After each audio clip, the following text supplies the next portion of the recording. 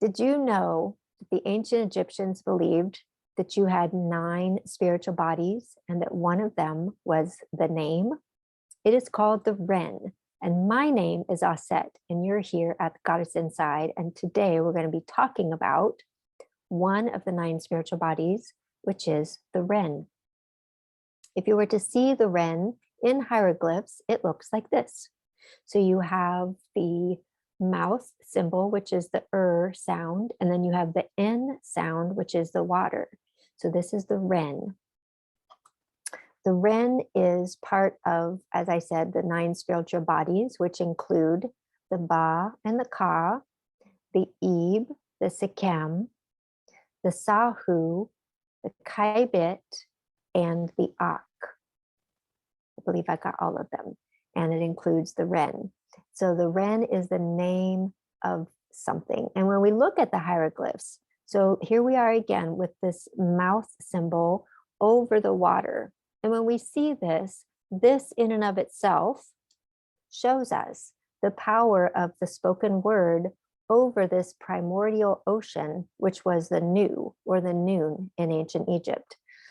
So if you're wanting to create things in your life, this is a symbol to work with to pull out from the depths of what is possible in your life and name the thing that you want so that it can come up to the surface and manifest itself in your life. When we look at the ancient stories, even in the Bible, where Adam is in the Garden of Eden and God has created all of these different animals and plants and trees, and whose job was it to name all of these things? It was Adam's. So can you imagine all of a sudden this parade of animals comes in front of you and you are charged with naming everything? In ancient Egypt, we see that the name is very important because of remembering someone from the past.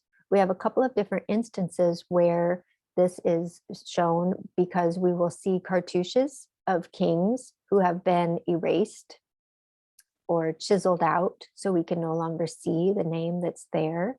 And this was a way to erase their memory and put them, basically their spirit, in jeopardy in the afterlife. So it was kind of a, it was not a good thing to have someone chisel out your name.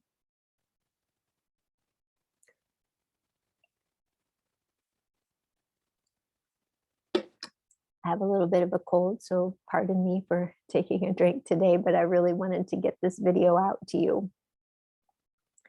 The other thing that we can see in the importance of the name is within Seti I's temple, where we have the Hall of the King's List, and we see Seti I with his son Ramses there, and they are doing the ritual for honoring the ancestors, and all of the names of the previous kings are there, except of course for the ones that Seti didn't deem necessary to be up on the wall.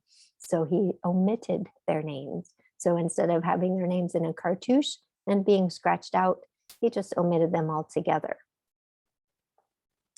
So the name was an important thing to remember, to feed the Ka, the spirit of those loved ones.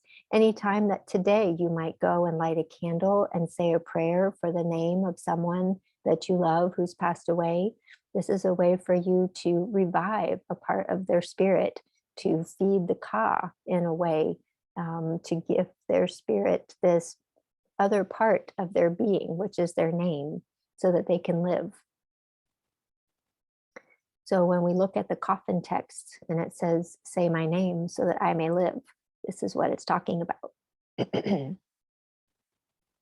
So before I get all choked up, I hope that you've enjoyed this little chat about the name of things in ancient Egypt with the REN. And I do hope that you will join Curtis and I will be hosting a special coffee chat, and we'll be talking a little bit more about the name in ancient Egypt, and we'll have the link for all of those things below.